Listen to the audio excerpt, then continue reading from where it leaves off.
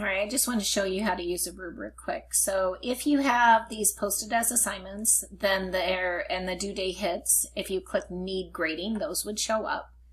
And so this student, they went ahead and multiplied first, but then when they brought it down to 4 after they subtracted, they changed it to adding instead of multiplying. So that's kind of a mistake there. But they got the extension right. So they got one of the 2 parts correct. And then here just didn't label correctly, but again, they know what they're talking about. All looks good. Area looks good. They found the error. They filled out the chart correctly. Only thing on the graph is I'd like to see some labels, but they have consistent units. They graphed the correct directions. Looks good. And they figured out the extension. So on the rubric, I can't see it right now, so I'm going to hit this little arrow to extend it. And the rubric, I'm going to click right here.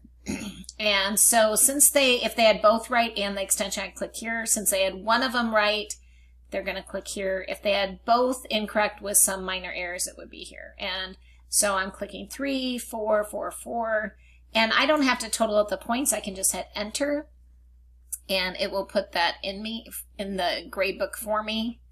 So there's my 19. And then if I click submit, it's going to submit this to my gradebook. And then the next student will pop up, which is why I'm not hitting submit, because I just don't want to show you the next student's name. So that's kind of how that works. If you need any help, let me know. The rubric did have an error.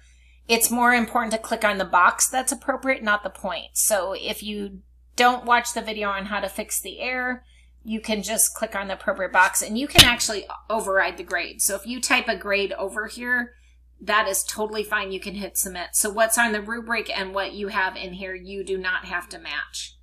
So if you decide to grade it differently for a grade and one way for assessment, totally fine. All right, hope that helps. And if you need any assistance from me, please let me know.